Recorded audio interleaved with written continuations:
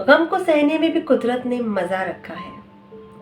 लंबी है गम की शाम मगर शाम ही तो है। ये सब सुनते तो आए हैं, लेकिन क्या सच में उदासी या गम उठाने में कोई लुत्फ आता है? या फिर उदासी कभी क्रिएटिव हो सकती है? उदासी को कैसे हैंडल किया जा सकता है? इन सभी सवालों के जवाब आज जिस किताब पर हम बात करेंगे उसमें मौजूद है।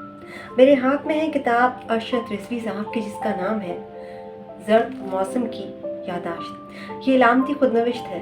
इलामती खुदनविश्त क्या होती है, इस पर भी बात करेंगे। हमारे साथ रहिए। ज़र्द मौसम की यादाश्त इलामती खुदनविश्त है। अरशद रिजवी साहब ने इसको लिखा है। 800 रुपये इसकी कीमत है। रवा बुक पब्लिकेशंस ने इसको छापा है और इसकी कुल सफ़ात हैं 322। अरशद रिजवी साहब की ज़िंदगी में एक ऐसा तकलीफ़ दे लम्हा आया, एक ऐसा वाक़या रूनुमा हुआ जिसने उन्हें बहुत तोड़ फोड़ का शिकार रखा, एक गहरी उदासी की खाई में डाल दिया।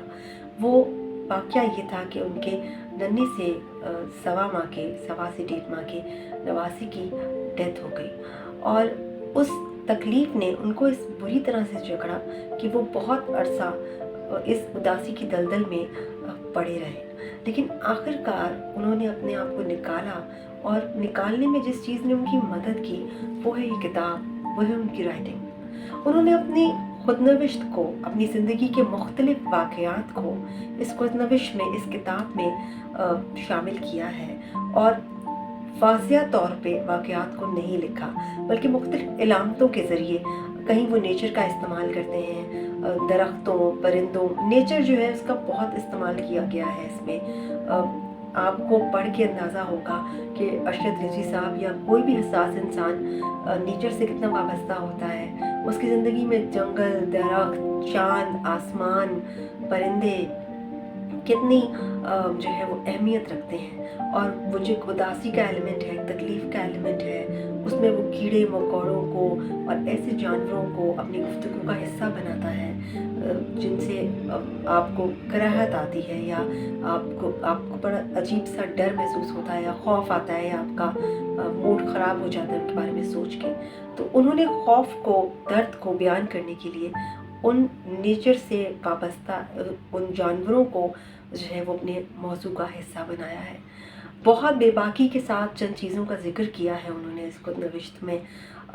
मैंने जब उनसे उनके मुख्तलिफ प्रोग्राम्स में मुलाकात हुई तो मैंने उनसे ये सवाल किया कि आपने ये जो इतनी बेबाकी है ये कैसे लाई जाए खुदनविश्त लिखने के लिए, क्योंकि ये बहुत ज़रूरी है कि आपका बेबाक होना, आपका अपनी ही ज़ात को खोल के किसी के सामने रखना किस कदर मुश्किलात पेश आती हैं आपको। तो आप बहुत इंजॉय करेंगे उनके इस बेबाकी को, और जिस तरह उन्होंने इस उदासी को क्रिएटिव अंदाज में पेश किया है कि आपको लफ्ज़ उदासी से एक आप मेस्मराइज हो जाते हैं, आपको एक मोहब्बत होने लगती है इस उदासी से, जो किसी को इतना खूबसूरत देखने, इतना खूबसूरत सोचने और इतना खूबसूरत लिखने पर आमादा कर सकती है।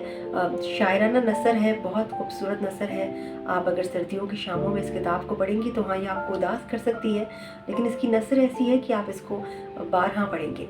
एक और बहुत दिलचस्प बात है कि ये किताब बहुत छोटे छोटे पैराग्राफ्स में है, मतलब 1 से 1.5 एक चैप्टर है जो 1 से 1.5 सफ़े का है, और आप इसको जहाँ से भी पढ़ें हर पैराग्राफ में, हर चैप्टर में एक अपनी कहानी है, एक अलग मौजू है।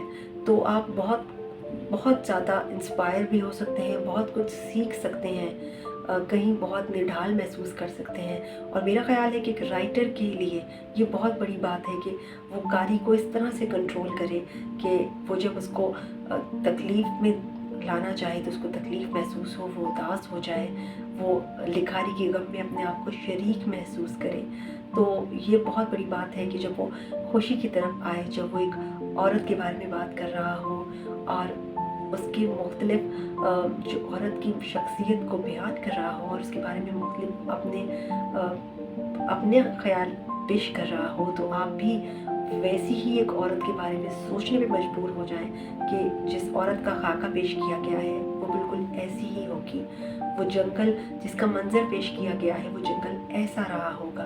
तो ये एक बहुत बड़ी एक लिखारी की, एक अदीब की, एक आर्टिस्ट की बहुत ज़्यादा बड़ी कामयाबी होती है। और मेरा ख्याल है कि अरशद रिजवी साहब बहुत कामयाब रहे हैं इस भरपूर एहसास से भरी खुदनविश्त को लिखने में। आप एक प्रोफेसर हैं, आपका तालीम से एक गहरा रिश्ता है और उसका भी एक बहुत गहरा असर आपको इस किताब में नज़र आएगा। एक फैमिली मैन है और फैमिली मैन को कैसा होना चाहिए और वो किस कदर अपनी फैमिली के लिए बिल्कुल दुखी हो सकता है, उदास हो सकता है और किस कदर अपनी फैमिली से जुड़ा हुआ होता है वो, उसके बारे में आपको बहुत अच्छी तरीके से इस किताब में पढ़ने को मिलेगा, समझने को मिलेगा, सीखने को मिलेगा।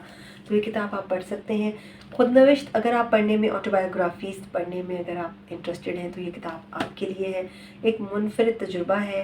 आप आहिस्ता आहिस्ता आप समझेंगे कि ये एक ज़िंदगी है, उसकी कहानी चल रही है।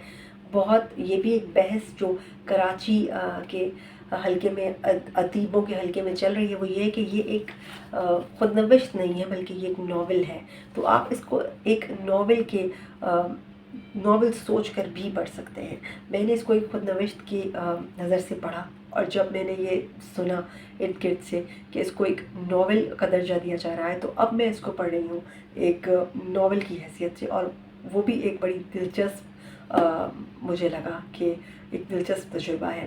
तो आप ये किताब ज़रूर पढ़ें। हासिल किस तरह कर सकते हैं मैं डिस्क्रिप्शन बॉक्स में नंबर आपको मेंशन कर दूँगी। अब तक रखें बहुत ख्याल। दिल दुखाना सवाब नहीं है, किसी का दिल ना दुखाएं। और अगर आप यहाँ तक पहुँच गए हैं तो मेरे चैनल को सब्सक्राइब करें।